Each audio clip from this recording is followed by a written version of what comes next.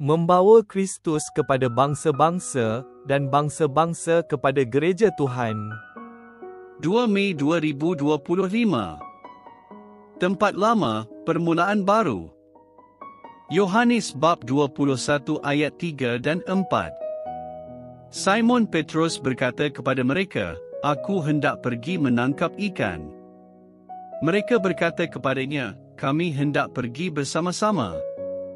Mereka pun pergi menaiki perahu. Tetapi semalaman tiada seekor ikan pun dapat ditangkap oleh mereka. Ketika matahari terbit, Yesus berdiri di pantai, tetapi murid-murid tidak mengenalnya. "Saya fikir saya dapat berjumpa kamu di sini." Kebanyakan orang akan berkata begitu kepada kita bila kita berada di tempat kegemaran kita. Tidak kira sama ada mereka sedang mencari kamu atau kebetulan melalui tempat itu dan ternampak kamu di situ, mereka akan berkata, "Saya fikir saya dapat berjumpa kamu di sini." Mari kita fikirkan di manakah tempat-tempat kamu boleh ditemui. Secara keseluruhan, saya rasa kita gembira kerana orang ramai mengetahui tempat-tempat begini. Ia sepatutnya menjadi tempat yang menyatakan sesuatu tentang kita. Kalau kamu benar-benar gemar minum kopi, kamu pasti meluangkan kualiti masa di kedai kopi tersebut setiap pagi. Jika kamu suka membaca, pasti ada satu tempat khas untuk kamu di perpustakaan setiap hari. Lokasi tempat-tempat begini tidak perlulah di sebuah jalan utama dan kamu tidak perlu duduk di hadapan pintu atau tingkapnya. Kamu juga bukan bersembunyi di sesuatu tempat di situ. Ia hanyalah tempat istimewa yang menandakan kamu. Dan ramai orang tahu mengenainya. Inilah keadaan murid-murid Yesus di dalam teks kita. Mereka berundur ke tempat di mana kamu akan berkata kepada mereka, "Saya fikir saya dapat berjumpa kamu di sini."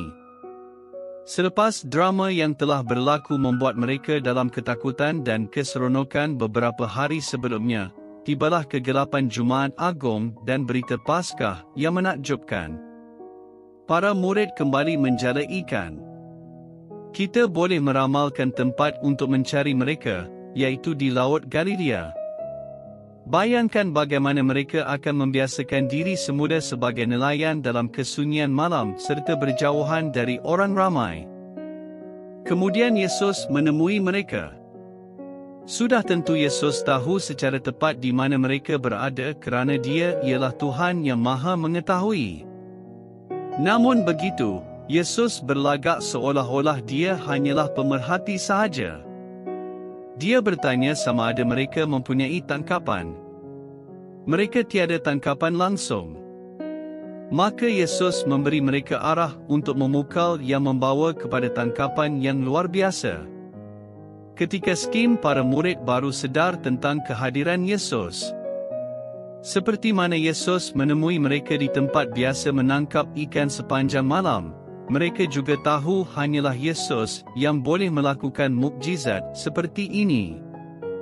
Mereka ditemui di tempat yang biasa dan Yesus ditemui oleh mereka melalui mukjizat yang hanya Dia boleh lakukan.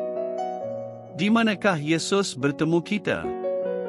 Di manakah tempat-tempat lazim kita boleh mendengar suaranya, sama ada dengan tangan kosong tanpa membawa apa-apa kepadanya atau dalam kelimpahan hidup? Ya, waktu ibadat adalah contoh yang baik. Orang yang melihat kamu dalam kebaktian mungkin berkata, "Saya tahu saya akan menemui kamu di sini." Akan tetapi, kita juga mempunyai masa dan tempat lain di mana kita ditemui oleh Yesus secara senyap. Mungkin ia adalah masa kamu berdoa semasa memandu ke tempat kerja atau balik ke rumah setiap hari. Mungkin Yesus mengingatkan kamu tentang kehadirannya apabila kamu berdoa sebelum makan, sebelum tidur, ketika bangun pagi dan dalam pekerjaan sepanjang hari. Mungkin kamu mengingati kehadiran Yesus apabila seseorang datang kepada kamu di tempat kegemaran kamu dan berkata, "Saya fikir saya akan menemui kamu di sini." Kamu akan tahu mengapa mereka mencari kamu sekejap lagi.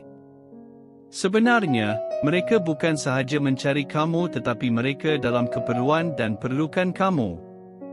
Sungguh baik peluang bagi kita menjadi penghubung di antara Tuhan dan mereka yang memerlukan firman-Nya.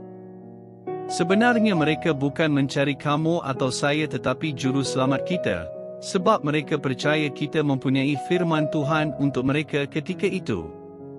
Kita boleh mengingatkan mereka tentang apa Yesus telah lakukan dan janjinya kepada kita. Orang yang menemui kamu akan menyahut, "Saya tahu saya akan mendengar dari Tuhan apabila saya menemui kamu di sini."